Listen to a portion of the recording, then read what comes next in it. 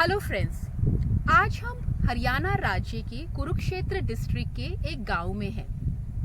आज हमारे साथ सोरेन जी हैं, जो वैसे तो दिल्ली में बड़े हुए हैं, लेकिन अपनी कड़ी मेहनत और शिद्दत के साथ उन्होंने अपने एंसेस्ट्रल लैंड को ऑर्गेनिक फार्मिंग या जैविक कृषि के लिए तैयार किया है।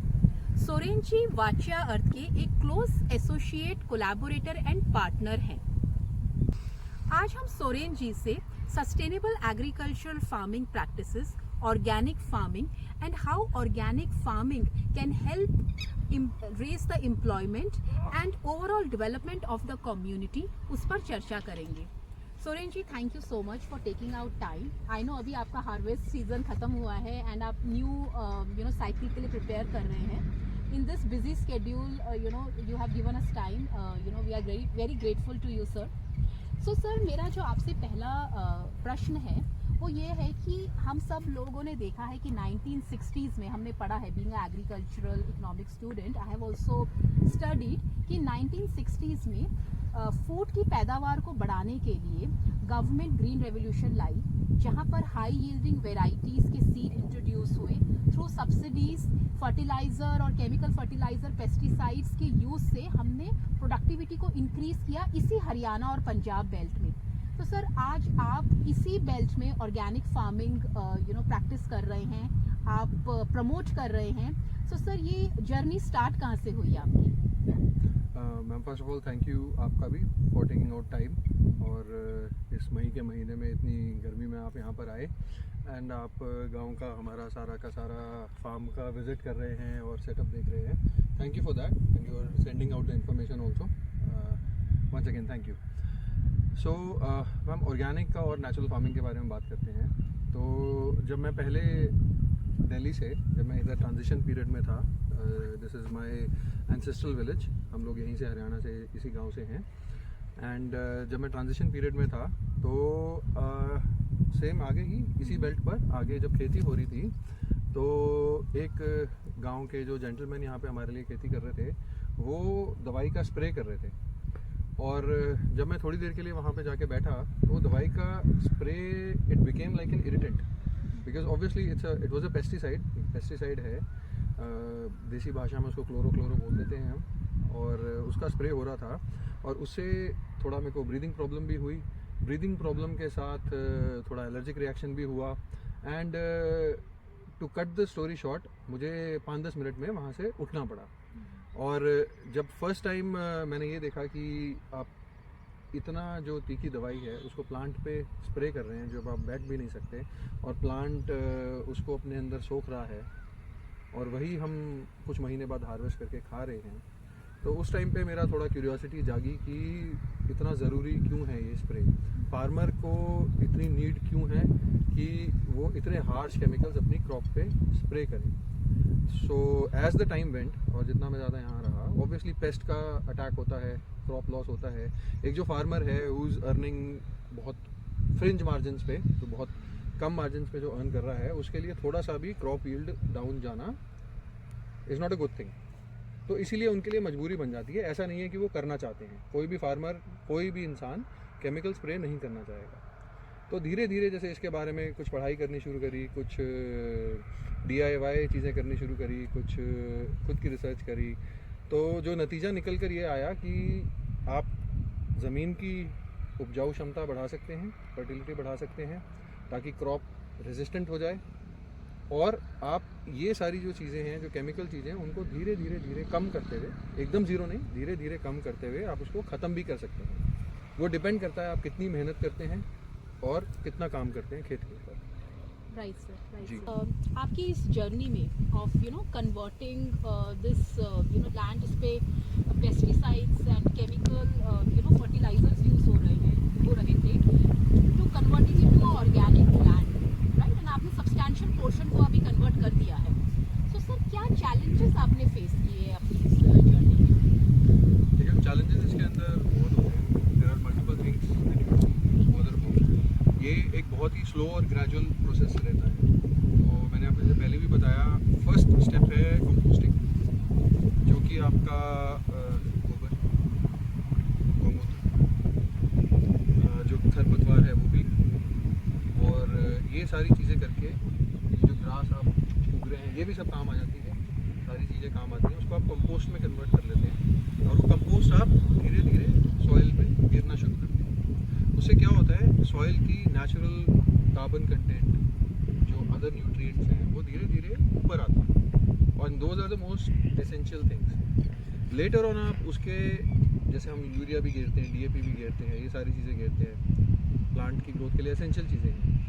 अब अगर मैं आपको बताऊं कि हमारा atmosphere it is 70% nitrogen, all of us know that. पहले जब क्रॉप्स में मोनोक्रॉपिंग नहीं होती थी, मल्टी क्रॉपिंग होती थी, तो मान लीजिए हमने एक लेग्यूमिनस प्लांट जो कि पल्सेस वगैरह है वो ग्रो कर दिया विद सम अदर प्लांट, तो उसके अंदर क्या होता है, जो उस लेग्यूमिनस प्लांट्स के नीचे नाइट्रोजन फिक्सिंग बैक्टीरिया रूट्स में होता है, लेग्यूम्स में, वो बैक्टीरिया का क्या काम रहता है, वो बैक्टीरिया आपका हवा से नाइट्रोजन फिक्स करके सॉइल को प्रोवाइड करता है for plant. It's a very holistic process. अब because of the use of chemicals ये सारे के सारे जो बैक्टीरियाज हैं वो ख़त्म हो जाते हैं। तो आपने कंपोस्ट करा, कंपोस्ट से सॉइल की स्ट्रेंथ आई। अभी एक सोल्यूशन हम यहाँ पे बनाते हैं, आपको दिखाऊंगा मैं बाद में। उसको बैक्टीरियल सोल्यूशन होता है, गुड बैक्टीरियाज आर देयर, गुड़ के अंदर ग्रो होता है, मल्टीप्लाई होता है, उसको फोलियर स्प्रे से भी और पानी के साथ भी धरती में दिया जाता है। तो जो काम वो लेग्यूमिनस प्लांट्स के लेग्यूम्स कर रहे थे, वो काम सॉइल में नाइट्रोजन फिक्सेशन स्टार्ट हो जाती है। आपका यूरिया यूज़ धीरे धीरे करके कम हो जाता है। नाउ पेस्टिसाइड्स की बात आती है। पेस्टिसाइड्स में हमने फिर पढ़ा और हमने यूज़ भी करा, ट्रायल एंड एरर के मेथड से काफ़ी सारी चीज़ें करी। नीम यूज़ करा, हल्दी यूज़ करी, थोड़ा मिर्चें भी यूज़ कर लेती हैं उसके अंदर। जो मिर्च होता है वो अगर किसी उसका स्प्रे पड़ेगा, प्लांट को तो हार्मफुल नहीं होगा, बट जो उसके ऊपर जो कीट पतंगे वगैरह बैठे हैं उसे मार देगा। सो इस तरीके से काफ़ी सारी चीज़ें करते हुए, ये सारे के सारे बहुत मैनुअली लेबर इंटेंसिव टास्क हैं, ये सारी चीज़ें करते हुए, ये सारी चीज़ें फॉलो करते हुए हमने धीरे धीरे धीरे धीरे नेचुरल फार्मिंग से ऑर्गेनिक की तरफ शिफ्ट करा। So this was the process. अब चैलेंजेस अगर मैं आपको बताऊं, इसके अंदर आपको लेबर रिक्वायरमेंट बहुत ज़्यादा रहती है, लेबर इंटेंसिव, काफ़ी काम लगता है। सेकेंडली यील्ड कम जाती है। अब आप एक फर्टिलाइज़र का डालना धरती में प्लांट के ऊपर कम कर देंगे, पेस्टिसाइड कम कर देंगे, पेस्ट इनिशियली ज़्यादा करेंगे, सेम वेराइटी ऑफ सीड का जो प्रोडक्शन लेवल है वो कम आ जाएगा। तो कम आने के बाद अब जैसे जैसे धरती की स्ट्रेंथ बढ़ेगी कुछ सालों में, कुछ क्रॉप साइकिल्स के बाद, तो फिर वो धीरे धीरे धीरे धीरे उठेगी। ये सारे चैलेंजेस होते हैं। तो सर जैसे अभी हम we are going back to our roots, हम चाहते हैं कि सब अच्छा खाना खाएं, हेल्दी खाना खाएं, देश ग्रो हो रहा है, हम चाहते हैं हमारी सेहत भी ग्रो हो, राइट? सो ऑर्गेनिक फार्मिंग या ऑर्गेनिक प्रोड्यूस ज़्यादा से ज़्यादा लोग खाएं, राइट? लेकिन भारत एक बहुत बड़ा देश है, राइट? सो किस तरीके से हम ज़्यादा से ज़्यादा लोगों को ऑर्गेनिक फूड दे पाएंगे? पहला number that part of my question. Second is sir, जैसे आप बोल रहे हैं it's very labour intensive activity, so the bright side is कि हम एम्प्लॉयमेंट जनरेट करेंगे। If we will do more organic farming and we are ready to pay the price which we should, we are also generating the employment, right? So इस तरीके से आपको एक sustainable एक chain हम बना रहे हैं, राइट? तो इस पे आपके क्या विचार है सर कि इसको हम कैसे और आगे बढ़ा सकते हैं? देखिए, एक माइक्रो लेवल पे मैंने यही सारी बातें सोचते हुए इनिशिएटिव थोड़ा उठाया था at a very micro level. अब आप कह रहे हैं कि how to reach a larger population, कैसे इसके ऊपर हम बड़ा इम्पैक्ट डाल सकते हैं। उसमें और किसानों को भी समझना पड़ेगा, जो उनकी जो धरती की जो उर्वरक क्षमता है, जो उनकी धरती उपजाऊ है, वो धीरे धीरे कम होती जा रही है, वाटर टेबल नीचे जाता जा रहा है। This is a fact in major parts of Haryana and Punjab. दूसरा क्या हो रहा है कि जितने भी आप केमिकल से स्प्रे करते हैं, सारे करते हैं, सबसे पहले तो किसान ब्रंट झेल रहा है इसका। मैं यहाँ पे बैठ के खेती कर रहा हूँ, मैं एक्सेसिव केमिकल स्प्रे करूँगा तो सबसे पहला मुझ पे ही असर आना है। तो सबसे पहले तो किसान को ये समझना पड़ेगा कि धीरे धीरे अगर वो चाहे थोड़ा यील्ड कम करके, थोड़ा ज़्यादा मेहनत करके, थोड़ा ज़्यादा इनपुट देके अपना धीरे धीरे छोटे से पैच से स्टार्ट करें। कम से कम अपने परिवार के लिए, अपने फैमिली के लिए ज़रूर करें। अगर आपके पास खेत है, किसी किसान भाई के पास खेत है, तो एक छोटा पैच अपने लिए रखें, उसके ऊपर अपनी खुद की और खुद के परिवार के लिए एटलीस्ट ग्रो करें धीरे धीरे। अब जैसे मैंने भी धीरे धीरे ही करा है, उसको थोड़ा आगे लेके जाएं, आपको रिजल्ट ज़रूर दिखेंगे। सेकेंडली, आपका बाहर के केमिकल्स और पेस्टिसाइड्स पे रिलायंस कम होगा, तो रिलायंस कम होने की वजह से आपको बाहर से खरीदने भी कम पड़ेंगे। That is but obvious. वहाँ पे आपका थोड़ा ऑफसेट हो सकता है मैनुअल लेबर का खर्चा। और थर्ड जो मोस्ट इम्पॉर्टेंट पॉइंट है, जैसे आप अभी यहाँ पर आए हैं, आप जागरूक हो रहे हैं, you are getting aware, you will make more people aware in the city about these things, so they will take produce. अब अगर वो प्रोड्यूस लेते हैं, वो उसको कंज्यूम करते हैं, तो और एम्प्लॉयमेंट डायरेक्टली एंड इनडायरेक्टली आती है। Right sir. सो ये एक पूरी चेन है। अब मान लीजिए किसान ने तो काफ़ी मेहनत करके ग्रो कर लिया और उसके इनपुट कॉस्ट नेचुरल, मैं 100% ऑर्गेनिक नहीं कह रहा, नेचुरली भी करने पे उसके इनपुट कॉस्ट ज़्यादा आ रहे हैं। अब अगर वो सेम मंडी के प्राइसेस पे जाके उसको सेल करेगा या उसको सेल करता है, तो they are enable to take out जो उन्होंने इन्वेस्टमेंट लैंड में करा है, तो उनका इनिशिएटिव थोड़ा सा कम हो जाता है। बिकॉज जैसे मैंने आपको बताया, प्रोडक्शन भी कम जाती है, थोड़ी काफ़ी सारी चीज़ें होती हैं।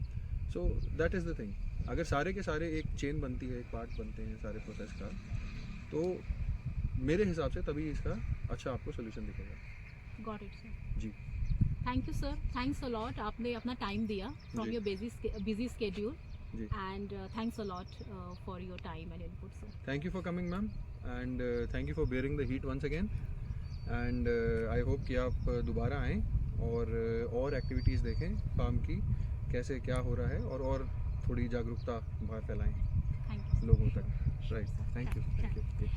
सो friends, that was our interaction with Soren ji. I hope आपको ये चैप्टर पसंद आया हो।